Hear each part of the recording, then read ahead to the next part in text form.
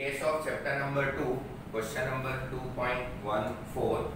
How much energy, here we have to calculate energy, is required to ionize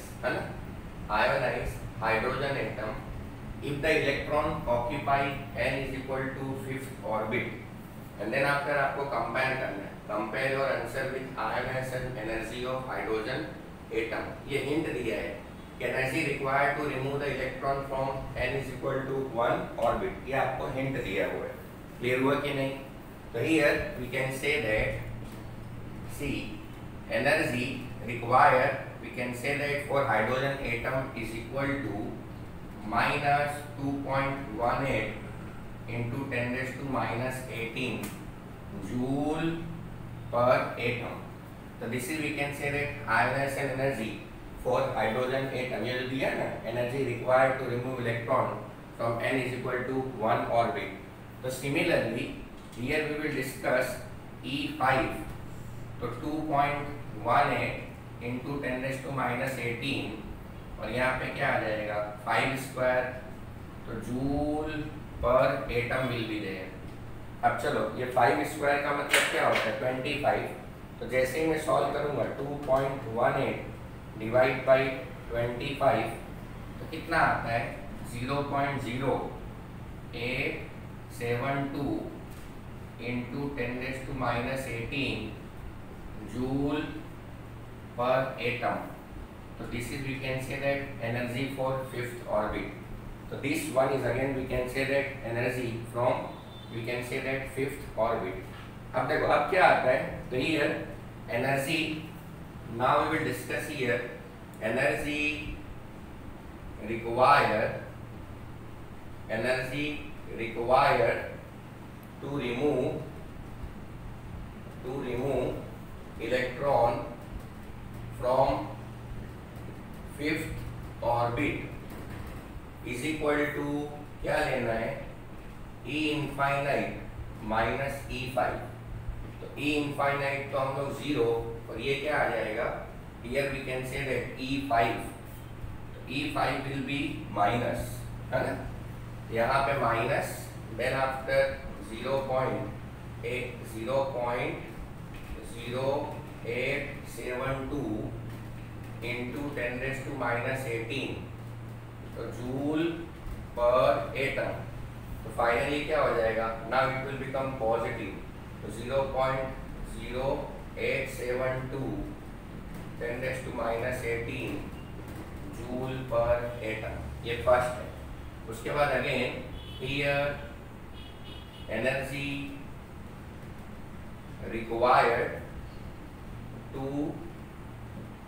remove electron from first orbit is equal to, या फिर से E infinite minus E1 0. अब यहाँ पे क्या आ जाएगा minus 2.18 into 10 raised to minus 18 joule per atom.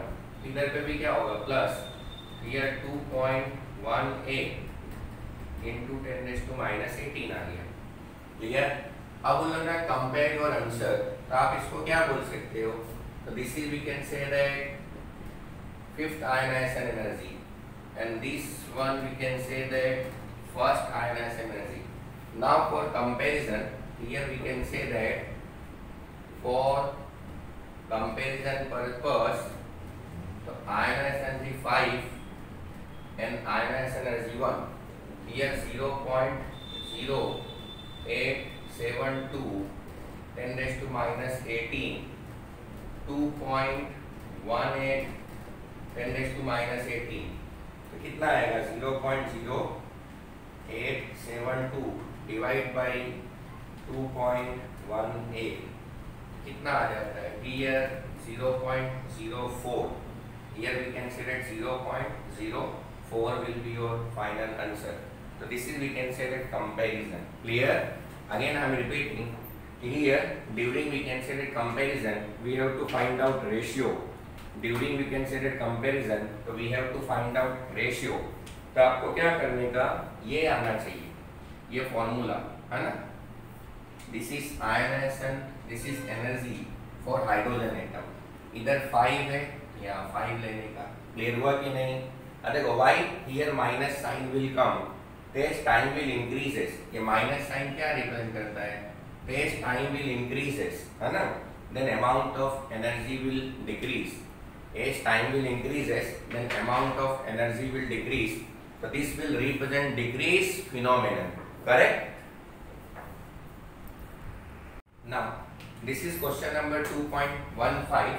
Here we have to determine maximum number of emission. Maximum number of emission line. Clear? When the excited electron of hydrogen atom n is equal to 6 drop to ground state. Clear? Ground state. You know very well what is meaning of ground state and excited state. So here, in case of solution, so here maximum number of lines का formula होता है n minus 1 upon 2. You have to remember this formula. Maximum number of line for any we can say that material n minus 1 upon 2. So now here for hydrogen atom n is equal to 6. So this will be given. So here 6 minus 1 2. तो क्या आ जाएगा? 6 5 2. तो यहाँ से 3. तो here maximum number of line. Maximum number of lines is equal to 15 will come.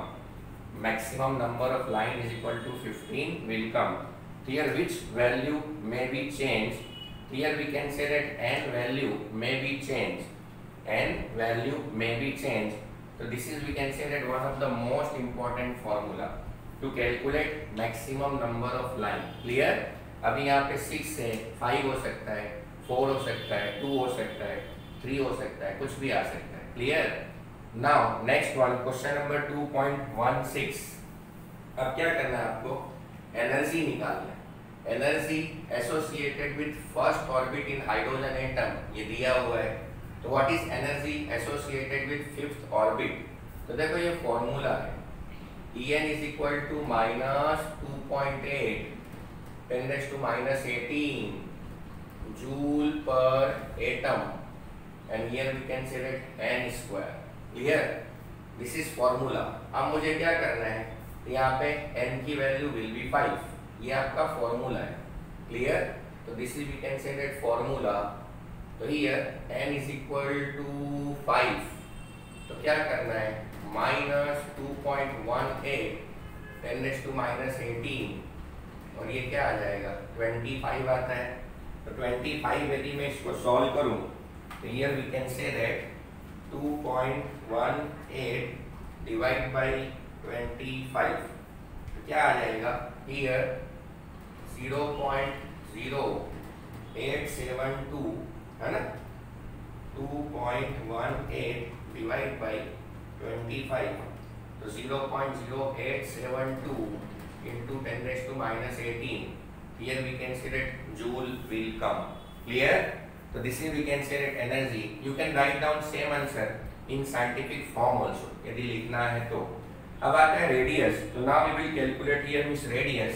To calculate radius of Bohr's orbit for hydrogen atom. तो Rn is equal to 0.529 है ना. Here we can Rn is equal to 0.529.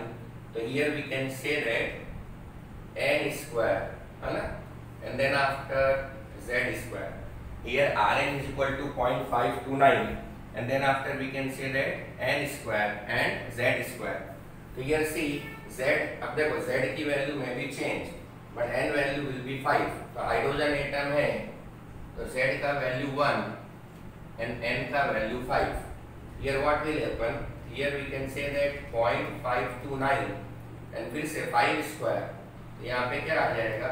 5 square तो 0.529 25. तो 0.529 into 25 तो कितना करने का? 13.225. अब देखो ये है ना एंगस्ट्रॉन. यहाँ शुरू से इसको हम लोग क्या बोलते हैं? Here we can say that angstrom. ये भी आपका x1 आ जाएगा। You have to remember formula. Which formula? Rn वाला। तो Rn is equal to 0.529 n square upon z square. तो where we can say that z is atomic number. तो you have to remember only formula in case of question number 2.15 and 2.16. See, this is question number 2.17. Here, calculate wave number. You have to determine wave number. Wave number मतलब nu bar for the longest wavelength. Here, wavelength should be longest. Transition in Balmer series. Clear? देखो Barmer series होगा तो n1 is equal to 2 and n2 is equal to 3। Clear हुआ? Of atomic hydrogen. अब आपको एक चीज याद रखने का, see here energy is equal to hc by lambda. तो दिस इज फॉर्मूला, है ना? Energy is equal to hc by lambda. On the basis of this formula we can say that see longest wavelength, here wavelength will be longest if energy will be minimum. If energy will be minimum, so on the basis of this relationship we can say that wavelength will be more if energy will be less. Wavelength will be more if energy will be less. अब आपको क्या चाहिए? Here we have to calculate wave number. Wave number. Here symbol of wave number is nu bar. So nu bar is equal to 109,677 1 upon में n1 square 1 upon में n2 square centimeter inverse. This is formula. Wave number मतलब nu bar is equal to 109,677 1 upon में n1 square and then after n2 square. चलो ये nu bar है 109,677। n1 की value क्या है? 2 स्क्वायर और n2 की वैल्यू क्या है? 3 स्क्वायर। तो here whenever we are simplifying 109,677 1/4 1/9। अब इसको मैं और सिंप्लीफाई करूं 109,677 9 minus 4 and this is 36. So here what will happen? See 109,677 5/36 centimeter inverse. Here 5/36 कितना होता है? तो what we can say that 5/36, here 5/36 is equal to, देखो 109,677.1388 centimeter inverse into 109,677 here 0.1388 into 109,677 is equal to 15,223, है ना? Here we can say that 223 centimeter inverse will come. अब इसी को यदि मैं साइंटिफिक फॉर्म में लिखूं तो nu bar is equal to 1.5223 10⁴ and here centimeter inverse will be there. So this is we can say that answer here. So this will be your final answer. तो क्या करना है आपको? See, you have to calculate wave number for longest wavelength transition in the Balmer series of atomic hydrogen. So with the help of this formula, you have to remember energy and wavelength is inversely related. It means longest wavelength will be more if E will be, we can say that minimum. And this is your final formula. Nu bar is equal to 109,677 1 upon n1 square minus 1 upon n2 square. देखो at the place of Balmer, here Lyman, है ना? Lyman, Balmer, Paschen, Brackett, Fund, anything may become. मतलब same question can become for 5 different type of series. Clear? See, this is question number 2.18. So what is energy? Here, how much amount of energy is required in joule to shift the electron of hydrogen atom from first Bohr orbit to, here we can say that, fifth Bohr orbit, and what is wavelength of the light emitted when electron return to ground state. तो ground state electronic energy कितना दिया हुआ है? Here we can say that, see, ground state electronic energy E1 minus 2.18 into 10⁻11 अर्ग is given, है ना? अब मुझे E5 निकालना है, तो माइनस 2.18 10⁻11 हियर अर्ग, और यहाँ पे क्या आएगा 5 स्क्वायर। तब क्या करने का, 2.18 है ना, डिवाइड बाई 2.18 डिवाइड बाई 25, तो कितना आता है 0.0872, इधर तो माइनस आएगा, हियर 0.0872 इंटू 10⁻11 अर्ग। क्लियर? अब हम लोग को डेल्टा ई निकालना है, तो now we have to calculate in में delta E. Delta E is equal to E5 minus E1। चलो E5 की वैल्यू कितनी है, तो हियर माइनस 0.0872 इंटू 10⁻11, और फिर क्या आ जाएगा माइनस 2.18 इंटू 10⁻11, और ये अर्ग है। अब देखो, हियर 0.872 10⁻11 प्लस हो जाएगा 2.18 10⁻11, ये अर्ग हो गया। अब 2.18 में से माइनस, देखो 2.18, तो कितना आएगा 2.09 आ जाता है, 2.09 इंटू 10⁻11 अर्ग। लेकिन अब क्या बोल रहा है, आपको जूल में निकाल रहे हैं, जो भी एनर्जी आया it is converted into joule. तो 1 अर्ग इज इक्वल टू, ये देखो, ये जो 1 अर्ग है, क्लियर, तो 1 अर्ग इज इक्वल टू 10⁻7 जूल।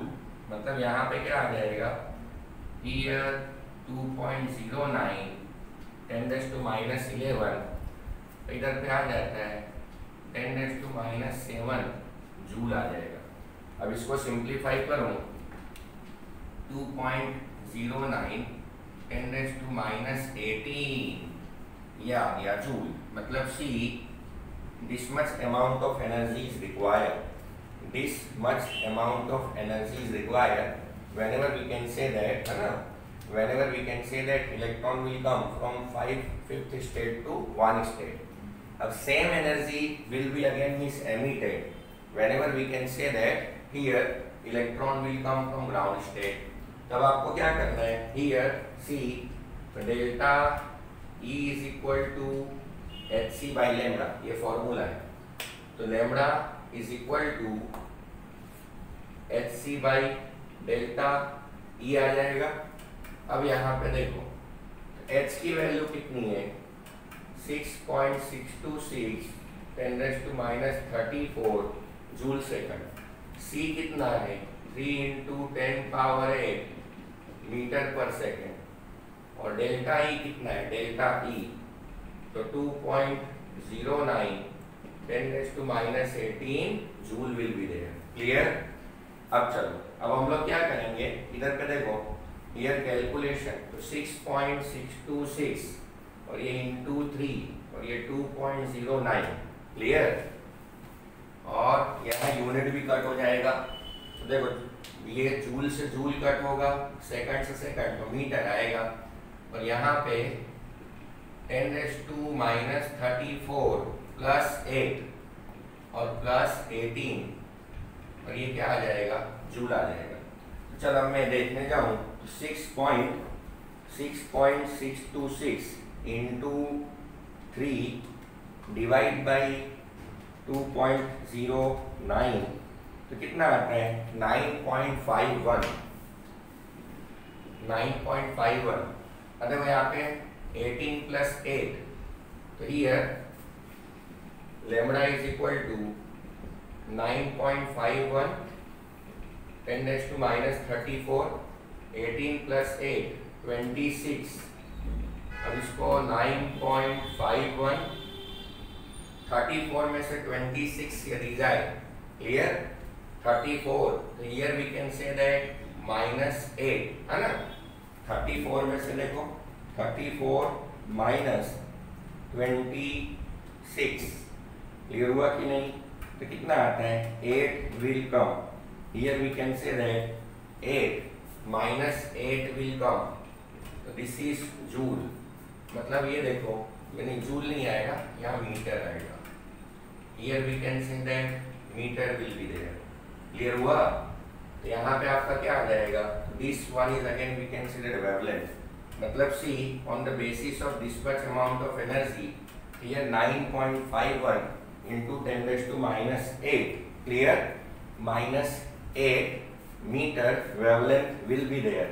और सपोज आपको क्या करना है इसी को सपोज एंगस्ट्रॉम में कन्वर्ट करना है तो आपको लिख देने का 1 metre is equal to 10 raised to c lambda is equal to 9.51 10 raised to minus 8 और ये 10 raised to 10 और ये एंगस्ट्रॉम आ जाएगा मतलब see 1 metre is equal to 10 raised to 10 angstrom आता है क्लियर यहाँ पे देख 1 मीटर और ये आपका 10 raised to 10 अब 10 और ये -8 तो कितना हो जाएगा here 9.51 10 raised to 10 ये एंगस्ट्रॉम आएगा दिस इज लैम्डा। अब यदि मैं इसको और सिंप्लीफाई करूं तो 951 here angstrom will be your final answer clear. आपको 2-3 चीजें याद रखना है कौन कौन सा देखो 1 joule is equal to 10 power 7 erg and then after here 1 meter is equal to 10 power 10 angstrom in this way here wavelength will come okay। See this is question number 2 point here we can say that 19 question number 2.19 here we have to calculate क्या दिया है electron energy of hydrogen atom is given by En is equal to ये formula दिया है देखो -2.18 into 10 raised to minus 18 joule है ना upon में n स्क्वायर तो calculate the energy required to remove an electron from we can say that n is equal to 2 orbit and what is longest wavelength in centimeter that can be used to cause the transition। देखो ये formula दिया है En is equal to -2.18 into 10 raised to minus 18 joule. अब क्या करना है n is equal to 2 रखो यहाँ पे E2 is equal to 2.18 ये आया और ये 2 स्क्वायर है ना तो चलो 2.18 डिवाइडेड बाई 4 तो कितना आता है 0.45 माइनस यहाँ पे क्या आ जाएगा here minus 0.545 into 10 raised to minus 18 joule आता है ये क्लियर हुआ। अब देखो कैलकुलेट एनर्जी तो now the energy required to remove an electron completely from n is equal to 2 is E infinite minus E2 ये आ गया -545 10 raised to minus 18 जूल ये आ गया तो माइनस माइनस अंदर जाएगा तो प्लस आ जाएगा 0.545 10⁻⁻18 जूल, ये एनर्जी आ गया। क्लियर? अब मुझे क्या करना है, फॉर्मूला ऑफ एनर्जी यदि मैं बोलूं, देखो delta E is equal to hc by lambda. Here we can say that lambda is equal to hc upon delta E. चलो h की वैल्यू रखो, h क्या रखने का, 6.626 10⁻⁻34 जूल सेकंड, 3 × 10⁻8 मीटर पर सेकंड, और डेल्टा ई कितना आ जाएगा, 0.545 10⁻⁻18 जूल विल कम, है ना। अब क्या करना है, देखो यहाँ पे 6.626 है, हियर 6.626 0.545 और ये 3, ये सबको सिंप्लीफाई करो। क्लियर? और दूसरा 10⁻⁻34 प्लस 8 प्लस 18, देखो जूल से जूल गया, सेकंड से सेकंड, यहाँ पे मीटर आएगा। क्लियर?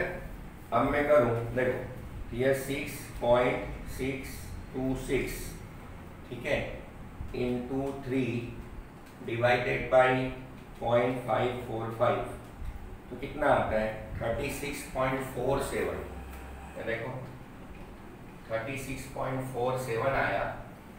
अब देखो यहाँ पे लैम्बडा 36.47 10⁻⁻34 और ये 26, ये मीटर है। आप 20 है ना, 34 में से 26 गया, 8 आएगा, है ना, 34 में से 26 गया, हियर 8 विल कम। देखो 10⁻⁸ मीटर विल बी देयर, ये लैम्बडा। अब इसको मैं साइंटिफिक फॉर्म में लिखूं। क्लियर? तो साइंटिफिक फॉर्म में क्या आ जाएगा, lambda is equal to 3.1 decimal आपको प्लेस करना है, इधर एक इधर जाएगा, किधर माइनस हो जाएगा, तो 3.647 इंटू 10⁻⁷ मीटर आ गया। लेकिन आपको तो क्या चाहिए, सेंटीमीटर। तो देखो 1 metre is equal to 100 centimetre, यहाँ पे मैं लिख दूंगा, तो क्या आ जाएगा, 3.647 10⁻⁷ इंटू 100 सेंटीमीटर, तो कितना आता है, लैम्बडा इज इक्वल टू 647 10⁻⁷ और ये यहाँ पे -5 सेंटीमीटर विल कम, ये आ गया wavelength in centimetre. Clear? This is wavelength in centimetre, है ना।